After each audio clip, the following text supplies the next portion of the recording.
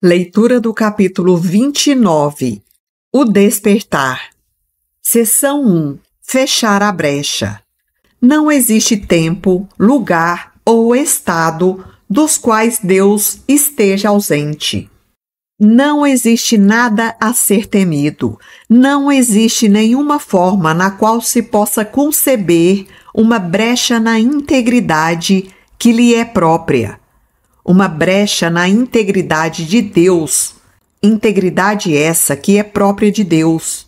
A transigência, que a menos importante e a menor das brechas representaria no amor eterno de Deus, é completamente impossível, pois isso significaria que o amor dele seria capaz de abrigar a mais leve sugestão de ódio que a gentileza dele pudesse, em algum momento, se transformar em ataque e que a paciência eterna dele pudesse, às vezes, falhar.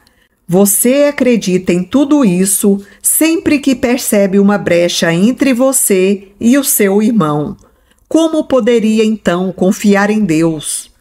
Pois assim, ele não pode deixar de decepcionar em seu amor. A gente acreditando em todos esses equívocos, o próprio Deus seria uma decepção, o amor dele seria fragmentado, não seria uno. Vou retomar a frase. Como poderia então confiar em Deus? Pois assim, ele não pode deixar de decepcionar em seu amor. Portanto, é preciso que esteja alerta. 2 pontos. Não permita que ele chegue perto demais e deixa uma brecha entre você e o seu amor, através da qual você possa escapar se houver necessidade de fugir. Ele trouxe essa última frase aqui como um receio de cada um de nós de confiar em Deus, porque como a gente não confia nele, a gente fica em alerta. Nesse sentido, a gente não permite que Deus chegue perto demais da gente e, por isso, nós criamos essa brecha entre nós e o nosso amor, que está com letra maiúscula aqui, eu suponho que seja o próprio Deus, e que, através dessa brecha, nós possamos escapar se houver qualquer necessidade de fugir. Isso é o medo de Deus. Isso é um equívoco da nossa mente egóica. Deus não pune ninguém, ele não castiga, Deus é só amor e o propósito dele é que o seu filho tenha a felicidade eterna.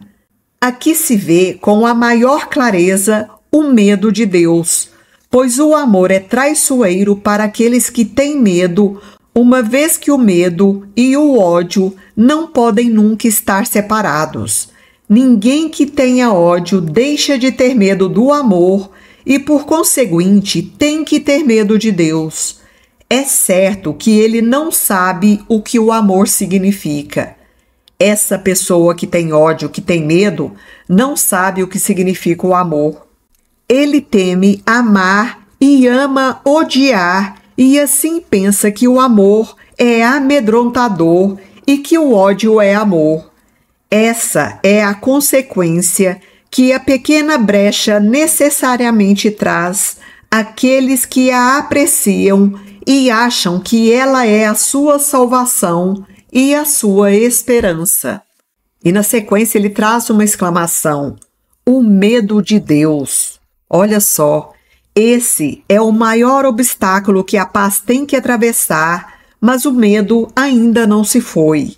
O resto é passado, mas esse ainda permanece para bloquear a tua estrada e fazer o caminho para a luz parecer escuro e amedrontador, perigoso e desolado, pois você decidiu que o teu irmão é o teu inimigo. Às vezes um amigo, talvez, contanto que os vossos interesses separados façam com que a vossa amizade seja possível por apenas um pequeno período de tempo, mas não sem uma brecha que é percebida entre você e ele, porque ele pode se tornar de novo um inimigo. Ele traz que a gente está sempre deixando uma brecha, por menor que seja. Nunca nos permitimos nos unir aos outros em mentes. Porque a gente acredita que se a gente se unir integralmente, nós vamos nos tornar fracos e poderemos ser atacados a qualquer momento.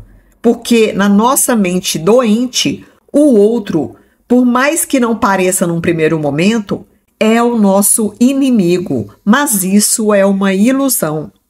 Deixou que ele viesse para perto de ti e deu um pulo para trás. Assim que você se aproximou, ele instantaneamente recuou. Então a gente permite uma certa aproximação e quando ficamos muito próximos, aí um dos dois dá um pulo para trás, recua novamente para que a brecha não se feche, para que a separação se mantenha. Uma amizade cautelosa, em escala limitada e cuidadosamente restrita em quantidade, veio a ser o tratado que fez com ele.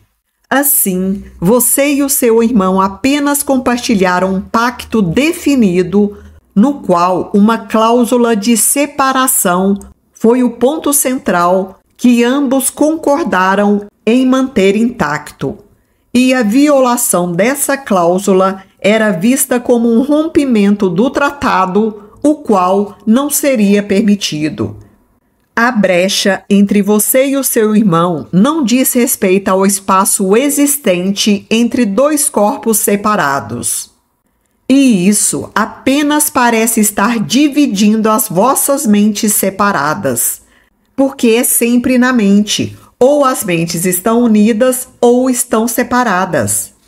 Essa brecha é o símbolo de uma promessa feita para que vocês se encontrem quando for preferível para ti e se separem até que seja a escolha de vocês de se encontrarem outra vez. E então, os vossos corpos parecem entrar em contato e, através disso, dar significado a um ponto de encontro para a união.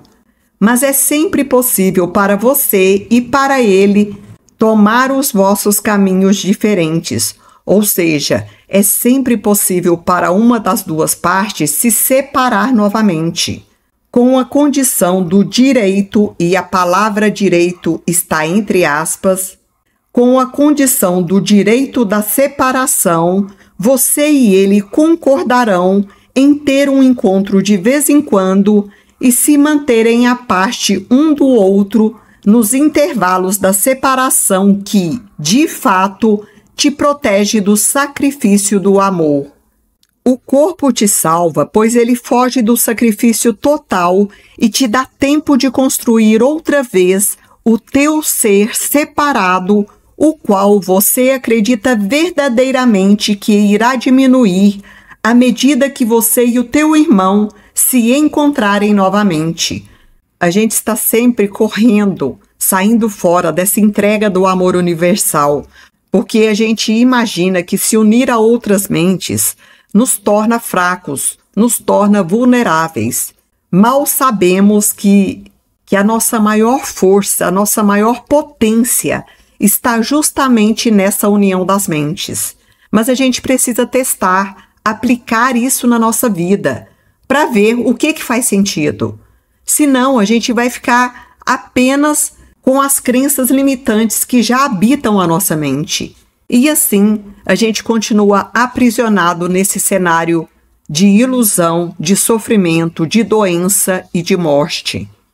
O corpo não poderia separar a tua mente da mente do teu irmão, exceto se você quisesse que ele fosse a causa da separação e do distanciamento entre você e ele.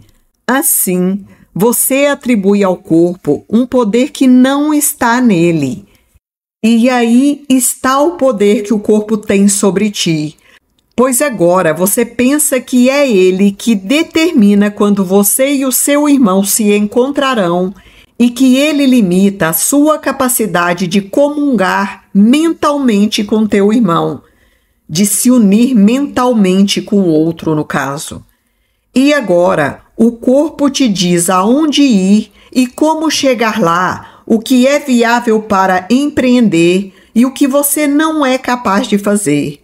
E ele dita o que a sua saúde é capaz de tolerar e o que irá cansá-lo e fazê-lo adoecer.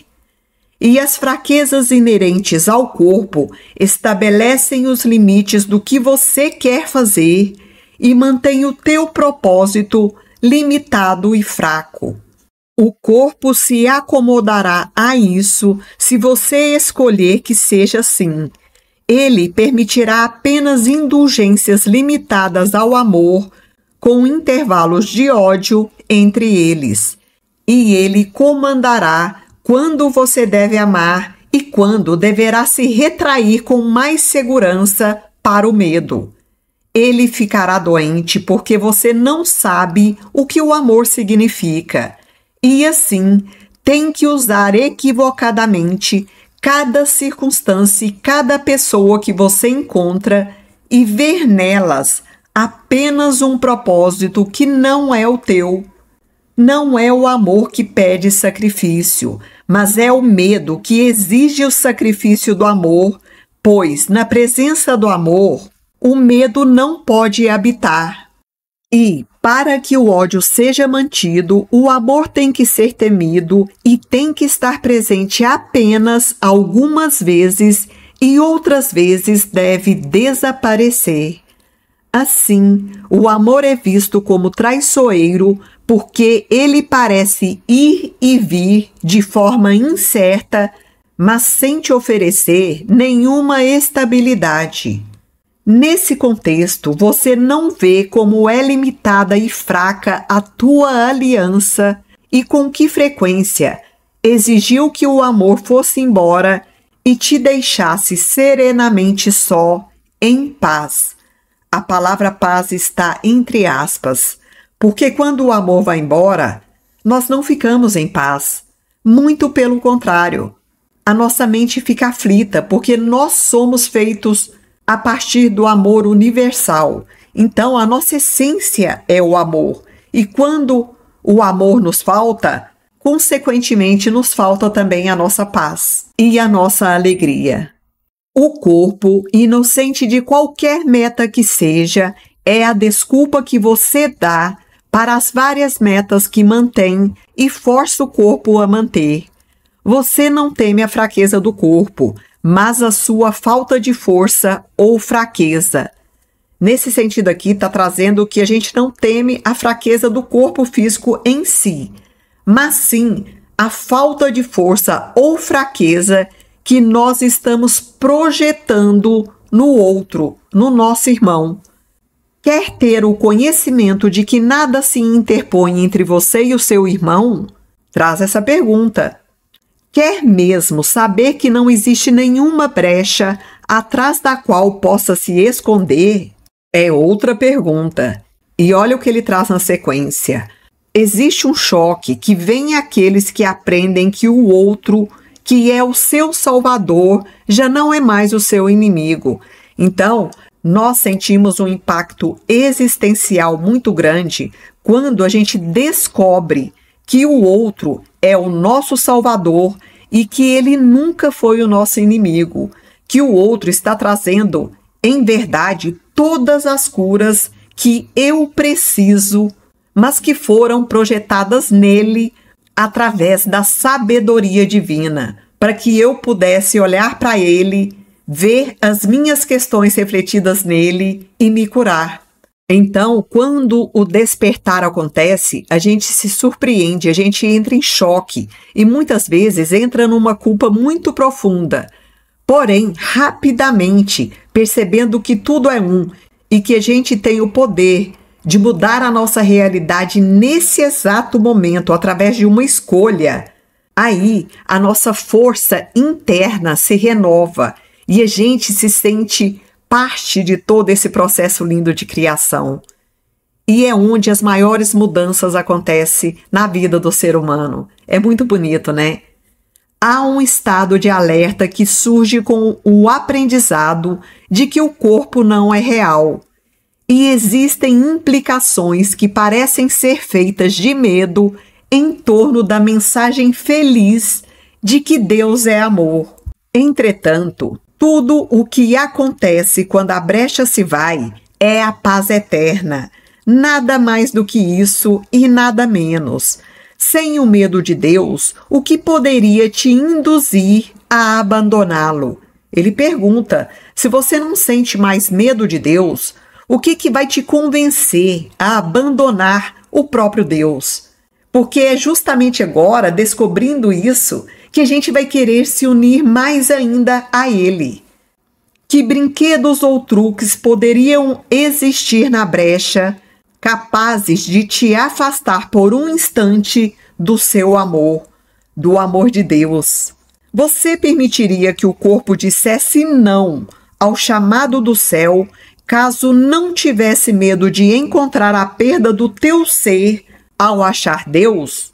Se a gente permitiria que o corpo dissesse não ao chamado do céu, caso não existisse mais nenhum tipo de medo por descobrirmos quem somos em essência, ou seja, o que é o nosso verdadeiro ser, e também quando encontramos o próprio Deus. E é possível que o teu ser se perca por se achar?